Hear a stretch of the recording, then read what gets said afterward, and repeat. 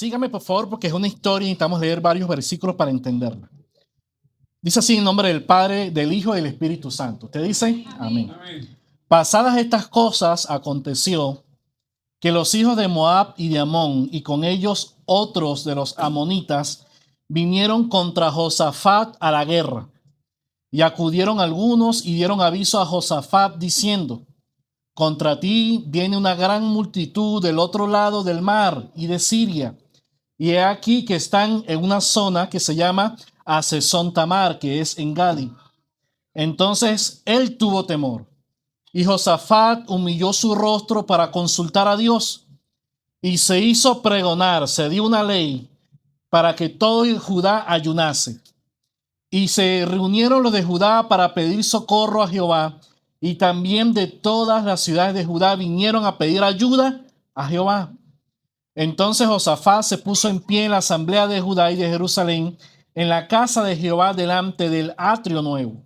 Y dijo: Jehová, Dios de nuestros padres, ¿no eres tú Dios de los cielos y tienes dominio sobre todos los reinos de las naciones? ¿No está en tu mano tal fuerza y poder que no hay quien te resista? Vaya al versículo número 12. Versículo número 12. Oh Dios nuestro, ¿no los juzgarás tú? Porque en nosotros no hay fuerza contra tan grande multitud que viene contra nosotros. No sabemos qué hacer y a ti volvemos nuestros ojos. Y todo Judá estaba en pie delante de Jehová con sus niños y sus mujeres y sus hijos. Y estaba allí Jaasiel, hijo de Zacarías, hijo de Benaía, hijo de Jehiel, hijo de Matanías, levita de los hijos de Asaf, sobre el cual vino el Espíritu de Jehová en medio de la reunión, en medio del culto que ellos tenían allí. Y dijo: oíd Judá todo, y vosotros moradores de Jerusalén, y tú, rey Josafat, Jehová os dice así: no temáis ni os amedrentéis delante de esta multitud tan grande, porque no es vuestra la guerra, sino de Dios. Mañana descenderéis contra ellos, y aquí que subirán por la cuesta de Cis, y los hallaréis junto al arroyo antes del desierto de Jeruel. No habrá para que peleéis vosotros en este caso. Paraos, estad quietos, y ved la salvación de Jehová con vosotros, oh Judá y Jerusalén. No temáis ni desmayéis, salid mañana contra ellos, porque Jehová estará con vosotros. Vaya versículo número 20, dos versículos más. Y cuando se levantaron por la mañana, salieron al desierto de Tecoa, y mientras ellos salían, Josafat, estando de pie, dijo: oídme, Judá y moradores de Jerusalén. Creed en Jehová vuestro Dios y estaréis seguros, y creed a sus profetas y seréis prosperados. Ahora bien, vaya conmigo al versículo, ya para culminar, 22. Y cuando comenzaron a entonar cantos de alabanza, Jehová puso a los hijos de Amón, de Moab y del monte de Seir en la emboscada, que ellos mismos venían contra Judá. Es decir, se confundieron y se mataron los unos a los otros, porque los hijos de Amón y Moab se levantaron contra los del monte de Seir para matarlos y destruirlos. Y cuando hubieron acampado con los del monte de Seir, cada cual ayudó a la destrucción de su compañero. Y luego que vino Judá a la torre del desierto, miraron a toda esa multitud, y he aquí yacían ellos en tierra muertos, pues ninguno había escapado. Viniendo entonces Josafat y su pueblo a despojarlos, hallaron entre los cadáveres muchas riquezas, y así vestidos como alhajas preciosas que tomaron para sí, tantos que no los podían llevar. 3 días estuvieron recogiendo porque era mucho. Amén. Esta es la historia. En resumen, había un rey que era un hombre de Dios, que en medio del pueblo de Israel había sido fiel. Este muchacho que se llamaba Josafat comenzó a reinar desde muy pequeño. Su papá mueren y a él lo ponen rey. Y desde pequeño comenzó a buscar la ley de Dios. Él reformó la nación. En ese tiempo los israelitas adoraban a muchas deidades falsas. La nación que estaba dividida en dos, en la cual estaba gobernando, era Judá. Y habían tenido paz. Era un hombre próspero. Pero en un momento como era un hombre que tenía mucha riqueza, también tenía muchos enemigos. A veces pasa que cuando a usted le va bien, ¿qué le sucede al vecino? Por algo será. ¿Qué estará haciendo? ¿Pero qué estará negociando? ¿Pero qué negocio malo estará metido? Algo así. Y ellos, como él tenía muchas riquezas, ellos habían prosperado, se pusieron de acuerdo y dijeron, esta vez Josafat ha avanzado mucho. Esta vez el reino de Judá ha tenido mucha bendición, así que vamos contra ellos. Y se pusieron de acuerdo, no uno, sino uno, dos y tres. Aquí es cuando la situación se pone difícil. Por eso cuando le entregan la noticia, ellos tenían sus espías, sus personas que traían las noticias, inmediatamente la Biblia no oculta que él tuvo temor. Ellos no hallaban qué hacer. Entonces, cuando ellos no sabían qué hacer, cuando ellos no sabían cuál era la solución, se les vino a la mente lo único que podemos hacer usted y yo cuando tenemos un problema que es más grande que nosotros, que nuestra economía, es que aunque vengan uno, dos o tres problemas, sabemos que Dios está con nosotros y puede hacer un milagro. Así que ellos dijeron, aquí lo único que podemos hacer es buscar a Dios. Esto me lleva a la reflexión de que esto ocurre con ellos y también en nuestra historia. Hay una película muy famosa en Netflix que se trasladó a los cines de algo que sucedió en la Segunda Guerra Mundial. Creo que se llama así Dunkirk. Fue en una playa en donde Inglaterra estaba ya asediada por los alemanes. Recuerde usted que Hitler rodeó gran parte de Inglaterra y estuvo a punto de conquistar Inglaterra. Cuando estaba cerca, ellos llevaron sus mejores batallones y los posicionaron. Y entre Inglaterra y Francia, ahí habían varias playas, varios sitios, ahí está el Canal de la Mancha, y estaban posicionando por un lado los aviones, por otro lado el ejército y por otro lado tanques. Y sucede que el ejército queda varado en esa playa y están rodeados y llega la noticia. Le dicen al rey y a Churchill, que era el general de Inglaterra, están el ejército rodeado, aproximadamente estimamos que entre 200 y 300 mil hombres, y los alemanes los van a aniquilar. Cuando ellos ven esta noticia, porque habían desembarcado allí, toda la nación entró prácticamente en duelo. Sabían que venía Hitler, el hombre que nadie le puede hacer frente. Y el rey pronunció un discurso. Y el rey en ese tiempo, Inglaterra, que era una nación todavía que tenía principios cristianos, les dijo a su población, no podemos hacer nada. No podemos ir a rescatarlos. No nos da tiempo llegar hasta allá. Ellos están pasando el Canal de la Mancha. Allá hay turbulencias. Allá hay cantidad de cosas que pueden hacer que nuestros barcos también se hundan.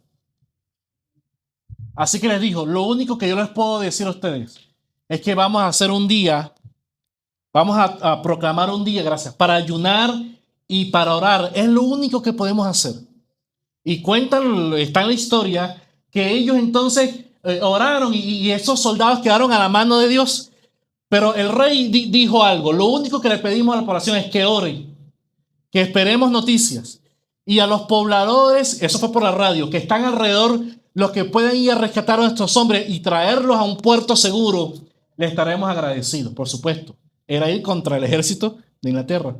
Pasan los días y al parecer estaban destinados a la muerte. Pero cosas extrañas comenzaron a ocurrir. Por ejemplo, el Canal de la Mancha es un lugar donde hay muchas turbulencias. Pero esas noches, 2 o 3 noches, extrañamente no hubo esas turbulencias que hay en ese canal.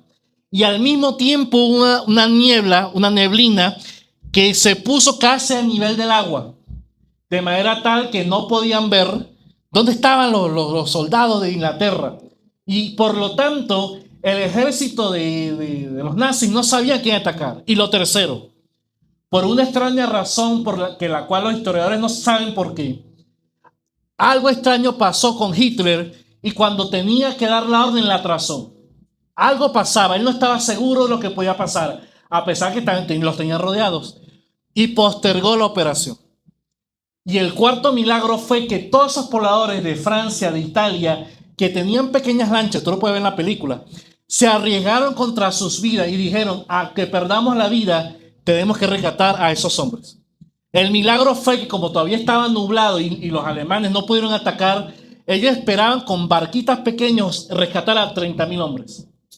El resultado fue que rescataron a 334.000 hombres, a todo el ejército. Ninguno murió porque de una manera milagrosa se habían salvado. Yo creo, hermanos, que cuando usted y yo tenemos 2 o 3 problemas, por muy difíciles que sean, podemos acudir a la presencia de Dios y Dios puede hacer un milagro en nuestras vidas. Usted no sabe cómo va a ocurrir. Usted no sabe qué Dios va a detener. Usted no sabe a quién Dios va a usar. Usted no sabe qué personas va Dios a poner allí a su camino, a su derecha o a su izquierda. Pero si Dios escucha nuestra oración, podemos ver un milagro de parte del Señor.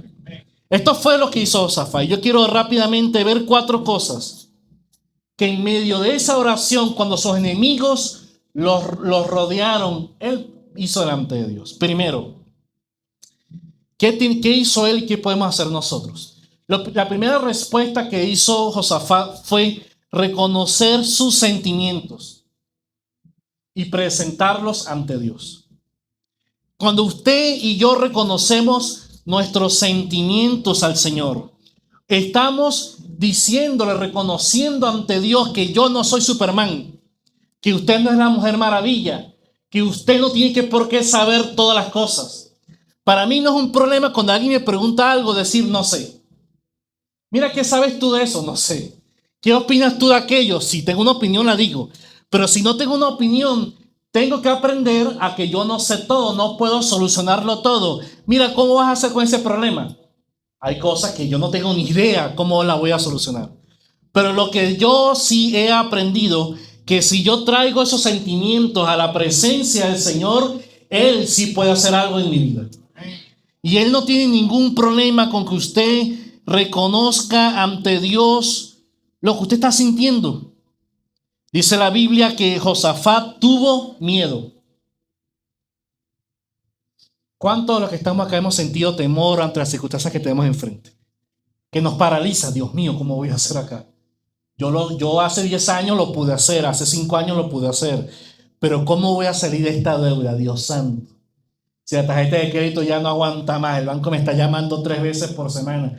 ¿Cómo va a salir este problema familiar? No tengo la salida. Lo que debemos hacer primero es lo que hizo Josafat.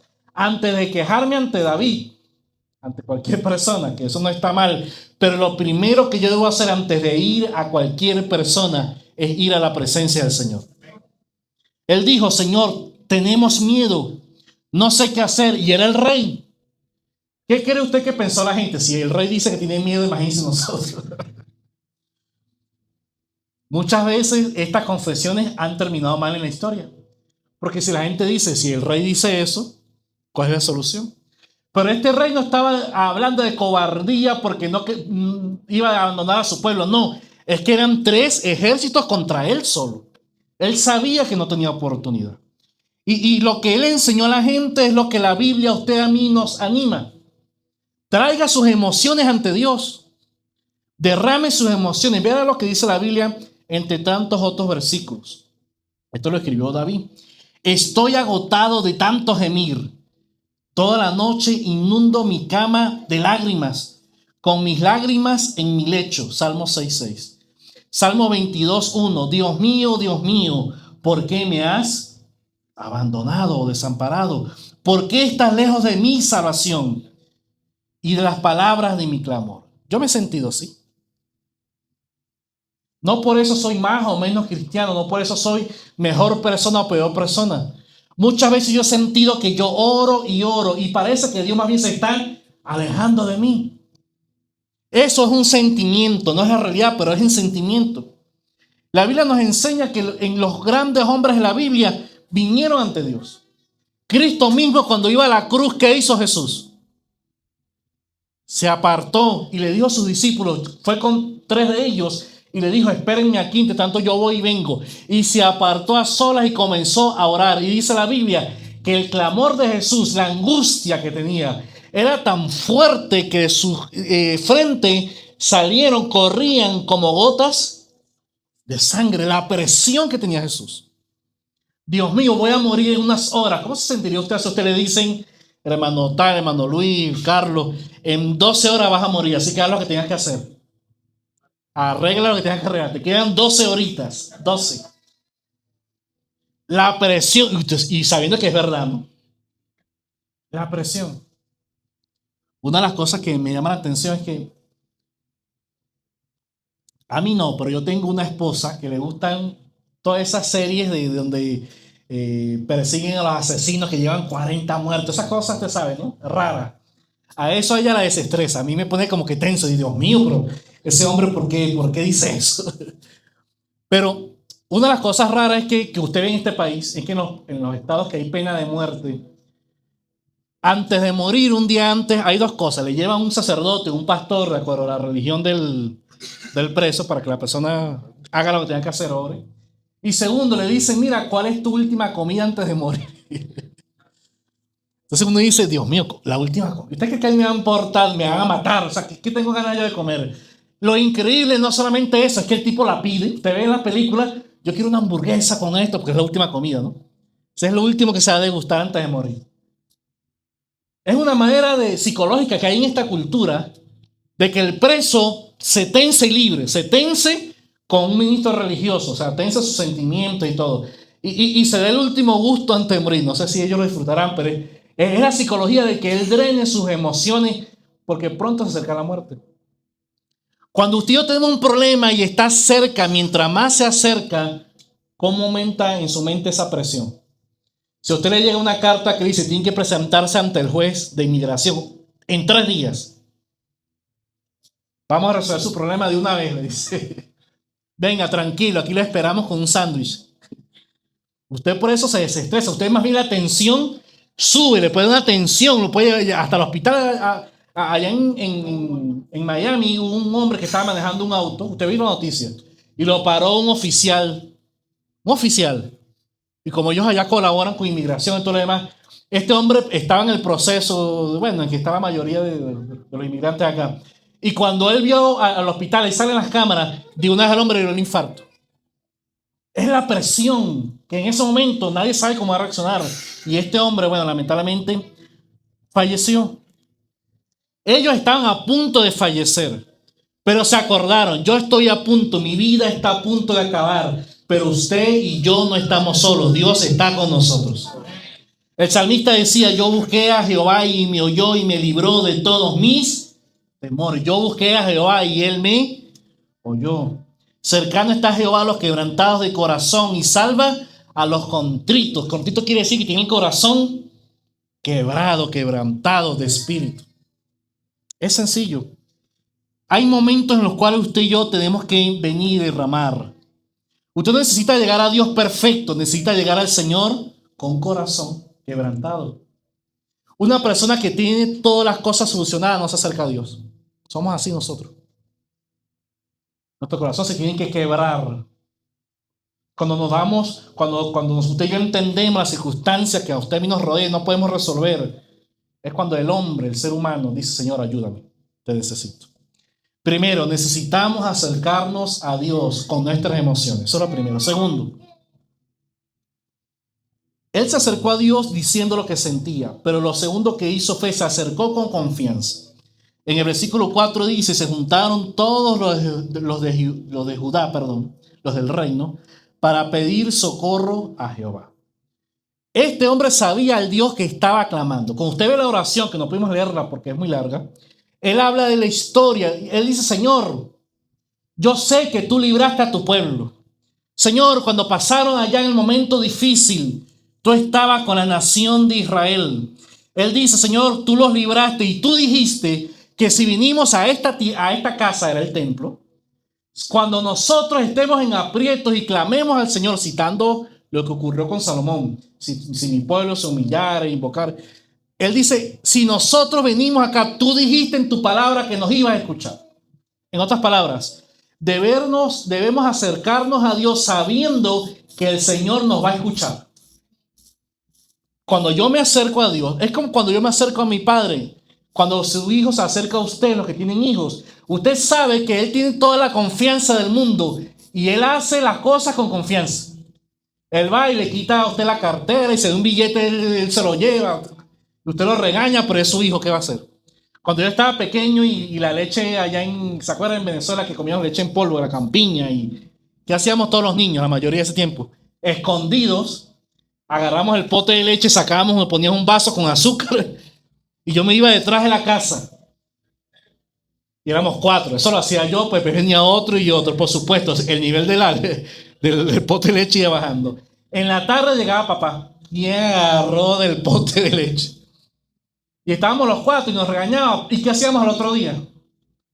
Lo mismo mientras hubiese leche ahí, los niños lo iban a hacer. ¿Por qué? Porque ¿qué me va a hacer? ¿Me va a sacar de la casa? ¿Me castiga? Sí, pero se me pasa, lo vuelvo a hacer. Tengo la confianza de venir ante mi padre y clamarle porque sé que él me ama y yo soy su hijo.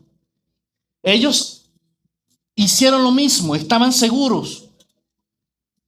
Mire, es tanto así que la Biblia me revela a mí que hubo un joven en una casa muy acomodada. El papá de este joven era un hombre con muchos negocios y tenía 2 hijos. El mayor fue un hijo que trabajaba con él, que era obediente, y el menor era la ovejita negra de la casa. Era el tremendo, era el que siempre inventaba, el que no hacía caso. Y dice la Biblia que un día cualquiera, él llegó al padre y le dijo, dame lo que me corresponde. Y su padre, a pesar que todavía no era tiempo de heredar, repartió los bienes y se los dio a los dos. Es decir, que lo mismo que le dio al que se portaba bien, se lo dio al que se portaba mal. Y dice la Biblia que él comenzó a gastárselo en cualquier tontería. Invitó a sus amigos, dijo, aquí va a ser una fiesta, pero más grande que la que se hizo cuando Maduro se lo llevaron preso, algo así. Va a ser una fiesta de 3, 4 días. Vamos a celebrar todo, vamos a hacer una fiesta de cumpleaños. Esto va a ser una rumba de 15 días. Por supuesto, esa casa estaba full, esa discoteca. El día 1, 2, 3. Pero la cuenta fue bajando, bajando, bajando. Comenzó a comprar, a malgastar. Eso significa el hijo pródigo, el hijo que malgasta. El hijo derrochador, en otras palabras, en otro lenguaje. Y cuando le faltó, cuando hubo gastado todo, cayó en su realidad. Y la Biblia, usted conoce la historia. Nos comenta que él comenzó a buscar trabajo, no halló, y terminó trabajando cuidando, que era el peor trabajo para un israelita, para un judío, porque los cerdos para ellos eran impuros. Ellos no tenían cerdos. Es decir, que trabajando para un extranjero, el hombre que era rico en ese pueblo. Y trabajó trabajando para un extranjero y de la forma más humillante, viviendo con los cerdos. Eso hablaba de su espiritualidad. Eso hablaba de lo que usted y yo a veces llegamos en nuestras vidas, a vivir en lo peor. Pero dice la Biblia que un día volviendo en sí, me gusta esa frase, volviendo en sí. Es decir, que todo el que está alejado de Dios ha perdido la razón. Porque el mejor lugar para usted y para mí es estar en la presencia de Dios todos los días de nuestra vida. Nos va a ir bien, nos va a ir bien, sentimos paz, gozo. Pero por esas cosas que a usted a mí nos pasan, nos vamos por allí. Y volviendo en sí dijo, iré a la casa de mi padre. Pero pensó, pero ¿cómo voy a hacer eso? Si yo me gasté todo el dinero. Pero como conocía a su padre, dijo, mi papá me va a aceptar. Yo sé que mi papá es bueno. Pero yo le voy a decir, por la vergüenza que tengo, papá, no soy digno ni siquiera de ser tomado en cuenta como una de estas personas que te sirven. Así que déjame que yo sea tu siervo, voy a trabajar para ti. Y él estaba pensando en eso. Y cuando estaba cerca de la casa de su padre, me encanta lo que dice la Biblia, que su padre viéndolo de lejos. Es decir, que el padre rico de algún lugar, quizás era una casa que quedaba en alto, una mansión, se asomaba quizás, como lo dice el cantante en la canción.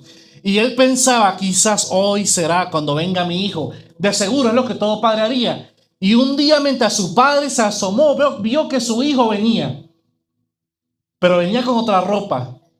Venía con el pelo más, si era como yo no tenía mucho pelo, pero si era la persona que no tenía alopecia, venía con su pelo quizás más largo, quizás con su ropa más sucia, quizás venía oliendo, usted sabe, el desastre que estaban los animales.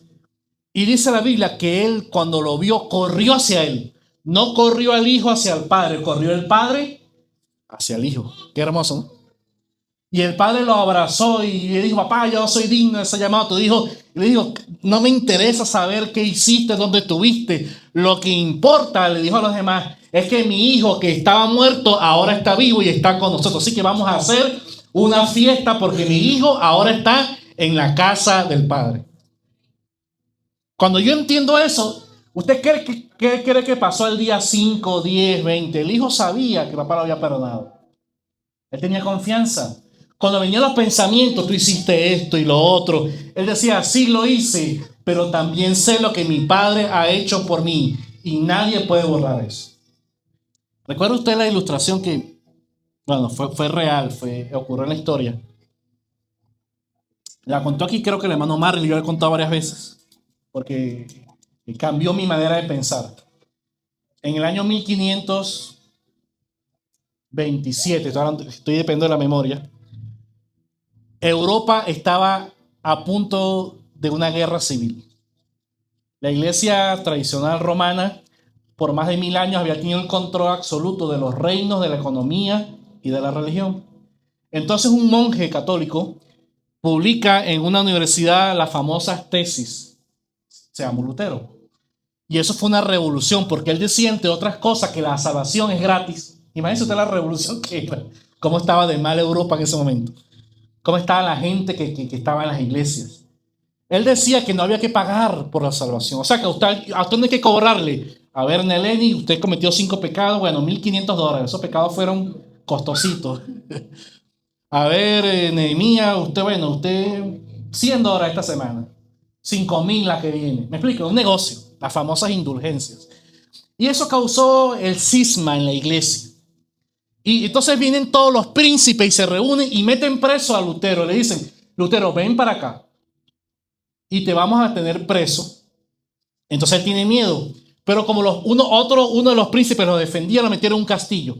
Y para hacer corto la historia larga, mientras en la noche él está esperando el siguiente día en el juicio, él está allí pensando, orando, y lo que él comenta, lo que él narra en la historia, es que en ese momento, no recuerdo si escuchó una voz, se le apareció una voz en donde el enemigo, Satanás, le dice, Lutero, ¿qué haces aquí? ¿Cómo tú vas a defender el cristianismo, el evangelio? Yo sé lo que tú hiciste. Él de joven había sido un estudiante de derecho. Y un estudiante de derecho porque él no quiso ser monje y su papá, aunque quería que fuéramos, él se fuera a estudiar derecho. Y ahí comenzó a hacer desastre como estudiante. Así que era un joven rebelde, se había equivocado, hasta que un día él tuvo una experiencia y creyó en Dios. Pero Satanás comenzó a recordarle, yo sé lo que tú hiciste. Yo sé los pecados que tú tienes. Todavía tú tienes esto y esto y esto. Eres orgulloso, eres lo otro. Y le hizo como una lista. Él comenta que vio como un pergamino. Lo que él comenta creo que fue que vio como una lista con la lista de pecados. Y él está ahí abrumado, ¿no? Porque es verdad lo que está pasando. Y él le dice entonces a esa voz o a esa visión, él le dice, todo lo que tú dices es cierto. Yo hice eso que está allí. Es más, te faltaron cosas de las que están allí. Porque yo me he equivocado.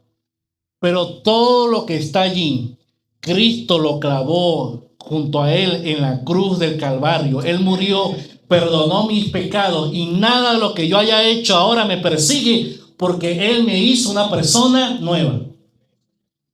Él sabía que ahora era aceptado, no por cómo se comportó, sino porque creyó en el Señor. Yo quiero invitarle a usted, aunque los problemas que usted tenga, si escucha, pero ¿cómo Dios te va a escuchar a ti? Pero no has visto lo que tú has hecho y tú vas a ser tan cara dura de buscar a Dios, porque esos pensamientos que se vienen a usted. Pero tú vas a buscar a Dios después de lo que hiciste. ¿Qué tiene que decir usted? Si es verdad, lo hice, pero yo sé que Cristo murió por mí en la cruz del Calvario y que ahora Él es mi Padre y yo como hijo puedo venir ante Él las veces que sea y Él me perdona con su sangre. Dice la Biblia, acerquémonos pues confiadamente ante el trono de para hallar el oportuno socorro. Oportuno, vea la palabra, es decir, que lo necesita. Si usted está necesitando a Dios en esta mañana, quiero invitarle que usted haga la mejor decisión. Preséntese ante Dios como con lo que usted viene. Usted no se va a quedar igual. Hay quizás una mentira en algunos círculos cristianos hoy que dice, ven como tú eres.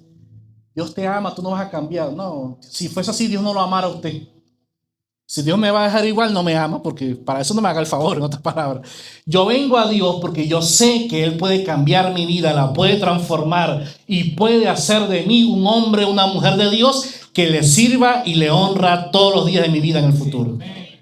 Yo me voy a quedar igual. Tercero, ya voy allá cerca del final. Segunda de Crónicas 6, 26 dice: Jehová, Dios de nuestros padres, ¿no eres tú el que está en los cielos y dominas sobre las naciones? Lo tercero, confianza. Lo tercero que yo debo hacer es, yo debo tener la posición correcta. Que cuando yo me presento ante Dios, yo sé, yo identifico, yo creo que Dios puede hacer un milagro. Esto es importantísimo. Yo traigo mi emoción, yo vengo con confianza, pero yo sé que Dios tiene el poder para hacer algo en mi vida. Dios va a actuar, quizás no de la manera como yo creo, ni en el tiempo que yo creo. Y esto es bien importante. Usted y yo tenemos una imagen de cómo la vida tiene que ser, ¿correcto? La vida perfecta. Si yo le preguntase a usted cuál sería la vida que usted quisiera tener en 5 años, usted me diría a mí: yo quiero hacer esto, quiero tener esto, quiero tener esto. Pero cuando usted mira hacia atrás, le pregunto, ¿es su vida hoy como usted se la imaginaba hace 5 años? ¿Para bien o no? De todo. ¿Es su vida hoy igual como usted se la imaginó hace 20 años? ¿Alguno de usted se imaginó que iba a estar acá en la Mississippi, en un local como este, en una ciudad que se llamaba Aurora o Colorado? De los que estamos acá, estoy seguro que la mitad no sabía que había una ciudad que se llamaba Aurora. O el 99%, yo no sabía que existía una ciudad que se llamaba Aurora acá en Colorado. No tenemos idea de cómo Dios nos va a guiar o por dónde Dios nos va a transitar. Y eso es una sensación agridulce. Es una sensación que usted va a ver cosas difíciles y cosas bonitas a la vez. Dice la Biblia que ellos, cuando oraron a Dios, el Señor les dijo: los voy a librar, pero no como ustedes creen. Ustedes, además, no van ni a pelear. En caso ellos no fueron a la guerra. Ustedes lo que van a hacer es, van a cantar. Imagínense ustedes qué locura, ¿no? Van a la guerra, ustedes lo que van a hacer es adorar, a cantar. Y van a estar quietos y allí van a ver que yo soy Dios. Entonces, mientras aquellos están afilando sus espadas, los generales estaban organizando cómo iban a invadir el territorio y todo lo demás, estos que eran los que iban a ser las víctimas de esa guerra que estaban haciendo, es lo mismo que usted y yo aquí, igual, escuchando la palabra de Dios y adorando a Dios. Hermano, ellos allí iban a entender que en la vida no se trata tanto de lo que usted y yo sabemos hacer, de lo que usted y yo podemos hacer. La vida se trata de que yo confío en Dios y Él va a hacer en mi vida como Él lo desee hacer. Yo no le puedo a Dios poner un mapa de los milagros. No sucede así, nunca sucede así. Job en la Biblia dice que perdió todo en un día. Hijos, negocios, una cosa desastrosa. Y estuvo unos días él en su interior peleando: ¿por qué me pasa esto? ¿Por qué Dios permitió esto? ¿Por qué el Señor, si yo soy justo, si yo no soy lo que estos dicen de mí, que yo robo, que yo esto, no, yo doy al pobre? Job era un hombre recto. No, lo que le había pasado no era culpa de él. Como así hay cosas que a usted le pasa que no son su culpa, pero le están pasando. Y dice la Biblia en los últimos capítulos que él, entonces, peleando con Dios, de repente en un torbellino Dios le habló, o una voz, y ahí discutiendo con Dios, Dios le dice: Job, ¿dónde estabas tú? Si tú eres muy sabio, ahora ponte en pie y vamos a discutirlo, pues. Si tú crees que eres un hombre que sabe todas las cosas, respóndeme las siguientes preguntas. Primero, ¿dónde estabas tú cuando yo hice el universo? Ahí ya estaba raspado, no existía Job, por supuesto. ¿Dónde estabas tú cuando yo creé a los animales, a todas las plantas, las leyes de la física? Yo sé acaso sé sumar y restar y dividir números bajos. 10 por 5, 50. Lo demás, calculadora. Entonces, si yo no tengo la capacidad de resolver esos problemas tan sencillos, ¿quién soy yo para decirle a Dios cómo hace o deja hacer las cosas? Es muy complicado. Esa batalla la tenemos perdida. Entonces, Dios le revela a Job. Y mientras le está hablando, Job entiende: Señor, es verdad, yo he sido rebelde. yo no voy a entender esto. Y fíjese, note que Dios no le explicó por qué hizo lo que hizo. Hay cosas en su vida que Dios le va a explicar y hay cosas que Dios no le va a explicar. Lo sabrá después en el cielo o adelante. Lo que él entendió es, yo conozco a Dios de teoría.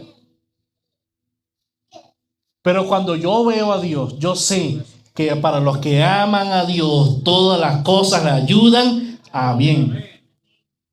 En otras palabras, yo no puedo explicarlo, lo que a usted le pasa.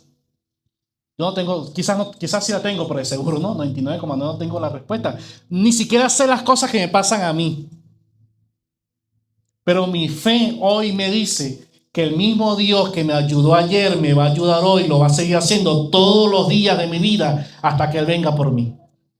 Esa fe en mí hace un ancla. Esa fe en mí me hace estar firme. Y aunque hay días que yo quiero abandonar, hay días que yo no quiero seguir, hay días que sencillamente me siento incapaz, de seguro lo soy, pero conmigo está el que puede hacer todas las cosas mientras usted y yo le seamos fieles en esta tierra. No dependo yo de mí, no depende usted de su fuerza, de su inteligencia, de su capacidad. Su matrimonio no depende tanto de usted. Sí, pero depende de que usted se humille ante Dios y Dios pueda hacer algo. Sus hijos dependen de usted, sí, pero si usted se enferma, vea usted. Así que todos en mayor medida, menor, al final de nuestra vida dependemos de Dios. Pregúntese, ¿qué pasaría si le faltara su sustento? Su vitalidad. No, es que yo soy inteligente. ¿Qué pasa si usted tiene un accidente mañana? ¿Eso puede pasar, sí o no? Claro que sí. ¿Qué pasa si el que se va primero es usted y no su pareja? También puede pasar. O al revés. O sea, estamos en un mundo tan frágil. Estamos en una vida tan complicada que usted y yo debemos de entender que la solución no está en nuestras manos. Está en las manos de Dios, el creador del cielo y la tierra. Y mientras usted esté en las manos de Dios, dice la Biblia que Satanás no le toca. Mientras su familia esté en las manos de Dios, el enemigo no le toca.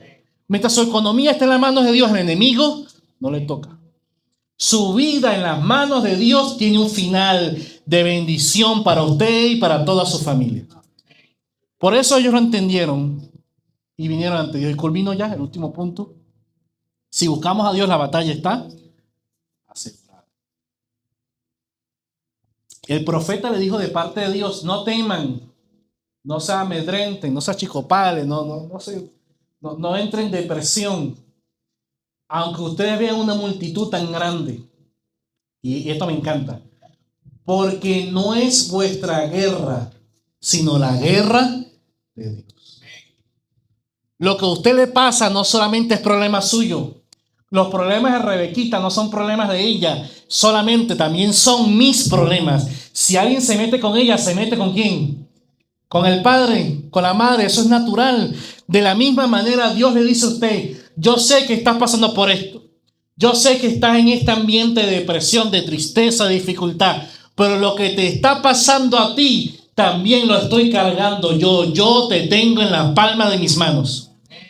Su guerra no es suya sola. Usted llega a su casa y ve el techo, está solo. El Señor está acompañándolo en cada momento de su vida.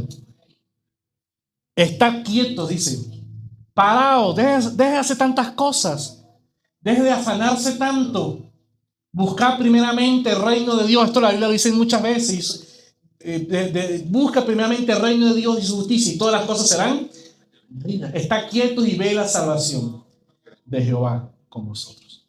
Hoy quiero invitarles a que tengamos paz, estemos quietos, ponga su situación en las manos de Dios porque la respuesta está en la oración.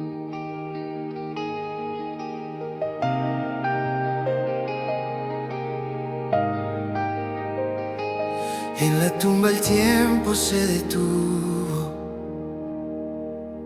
el silencio cubrió mi corazón. Todo parecía terminado, pero tu palabra me despertó. Tu voz quebró la noche oscura, la muerte huyó al oído.